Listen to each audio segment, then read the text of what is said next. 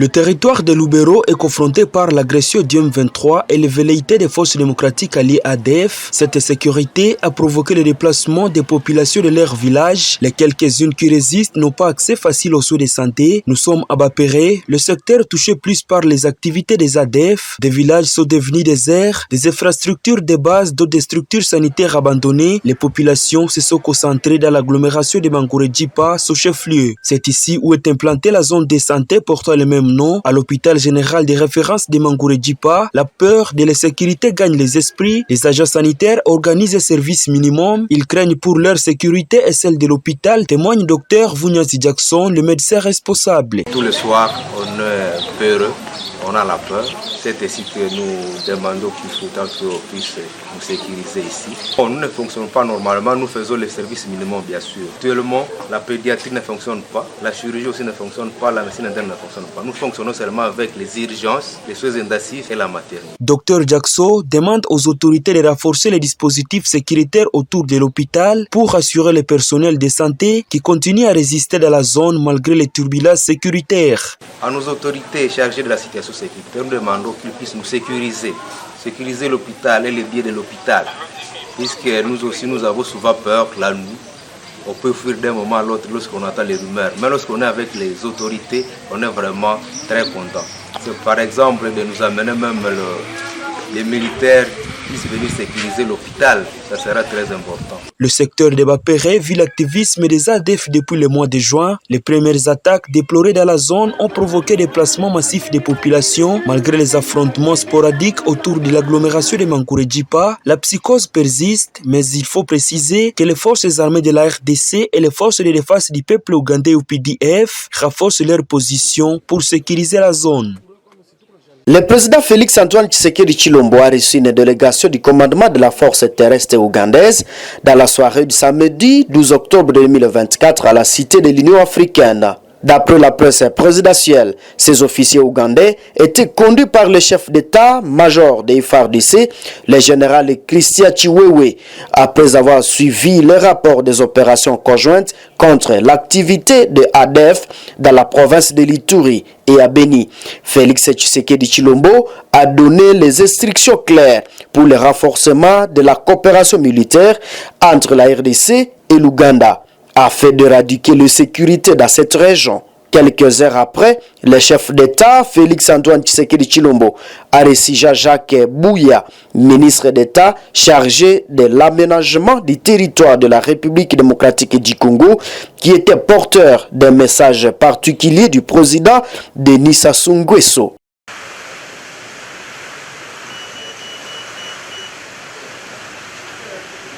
Dans un contexte marqué par une recrudescence de la criminalité à Kinshasa, le ministre de la Justice, Costa Mutamba, a réagi aux préoccupations soulevées par le procureur général, Firmin Mvonde, concernant la traque des récidivistes récemment libérés. Le procureur général a instruit les procureurs généraux pour les cours d'appel de Kinshasa, Gombe et Mantete d'intensifier les recherches pour arrêter ces individus accusés d'avoir repris des activités criminelles, notamment extorsion et des vols qualifiés. Dans un message publié sur son compte X, Mutamba a défendu les réformes pénitentiaires mises en place par son ministère, affirmant que les désengorgements des prisons sont conformes à la nouvelle loi pénitentiaire et s'inscrivent dans le cadre du programme d'action du gouvernement souminois. Il a précisé que les libérations conditionnelles sont décidées par des commissions composées de magistrats et d'agents pénitentiaires qui examinent les dossiers de détenus.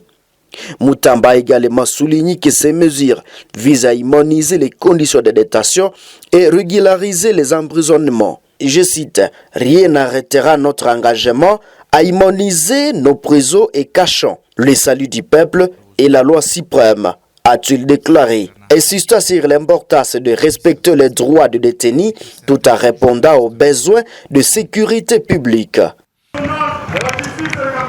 Mettre fin au régime des intouchables et aux spoliations des terrains dans la province de Lualaba, sud-ouest de la République démocratique du Congo, a été au centre des échanges vendredi entre les ministres de la Justice et la gouverneure de cette entité. Dans sa mission de travail dans le Grand Katanga, À l'étape de Lualaba, le ministre d'État Mutamba a relevé qu'il tient à se rendre compte de l'implantation de la bancarisation des frais de justice et procéder aux consultations populaires dans le cadre des étapes généraux. C'est dans la nuit du 10 au 11 octobre 2024 que le ministre d'État Mutamba est arrivé à Kolwezi. Il est également question de pouvoir identifier tous les tracasseries dont sont victimes les sociétés minières, mais aussi les populations du Grand Katanga, en particulier du Galaba.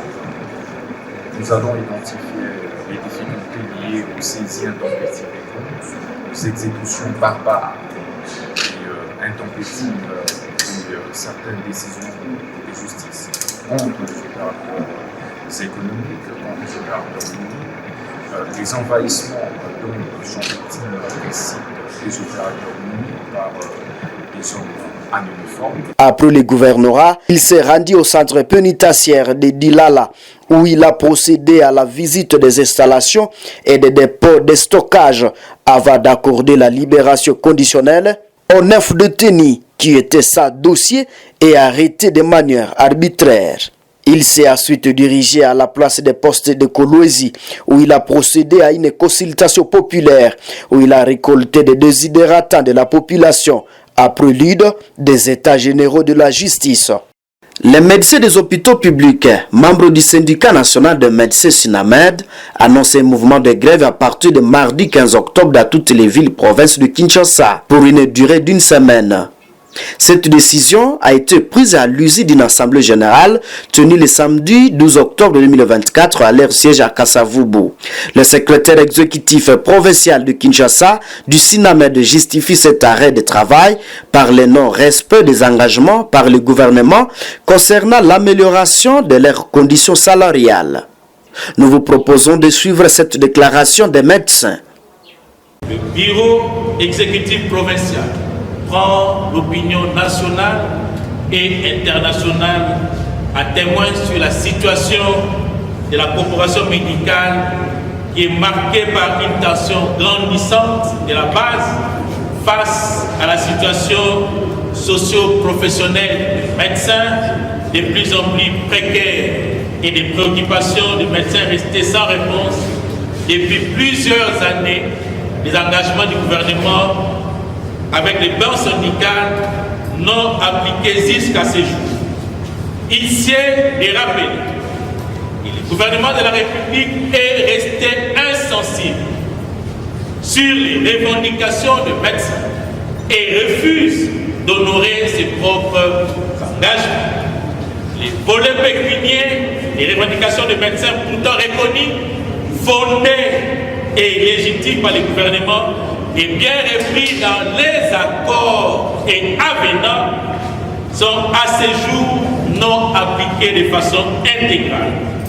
Et la situation de médecins se dégrade jour le jour sous un silence coupable et inquiétant ainsi que l'inaction du gouvernement de la République sur cette situation de médecins qui devient intenable et inacceptable. Les conditions de précarité sociale dans lesquelles vivent les médecins les réduisent à la plus basse expression, les rendant incapables de se prendre en charge pour les membres de sa famille en cas de maladie et de circonstances urgentes. De ce qui précède, les médecins réunis ces jours en assemblée générale prennent acte du calendrier tel que présenté par le Bureau national qui note que le préavis de grève allant jusqu'au 14 octobre 2024 à minuit, la grève commence le 15 octobre à 7h30 sous la forme service minimum. Pourquoi? Comme un chef de l'État l'a dit, un esclave qui n'assume pas sa révolte ne mérite pas que l'on s'apitoie sur son sort. Mesdames et messieurs de la presse, les modalités de la grève sous forme service minimum se présentent de la manière suivante. Sortie précoce des malades hospitalisés. La gestion accélérée des malades en post-opératoire. Annulation pure et simple de tous les actes électifs programmés. Annulation pure et simple de toutes les consultations externes. Et la prise en charge seulement des urgences extrêmes. Et pendant cette période, les services minimums, le médecin œuvrant dans le centre de traitement des ripostes contre le Mpox doivent se conformer aux modalités de la grève. Les banques du sang restent opérationnelles. Seul le médecin directeur, le médecin chef des départements, le médecin chef des services, des staffs plutôt, pas des services, les médecins chefs des divisions, les coordonnateurs de programmes, les médecins chefs de bureau sont les seuls qui assureront l'expédition des affaires courantes de leurs structures respectives. Chers membres du Conseil provincial de Kinshasa, chers médecins, mesdames et messieurs de la presse, il y aura une évaluation qui se fera le mardi 22 octobre et cela dépendra de la bonne foi du gouvernement de la République et sa disposition. Nous rappelons ceci. Le médecin restant au Congo sont souciés du bien-être de la population congolaise. Nous ne grèvons pas contre la population.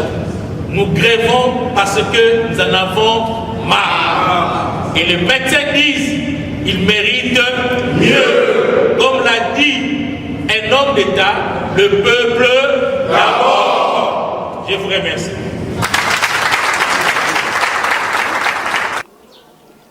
Le SINAMED prévoit une réunion évaluative le 22 octobre prochain si le gouvernement ne prend pas en compte les revendications. Le syndicat promet à tenir des sit-ins ou de penser une grève sèche.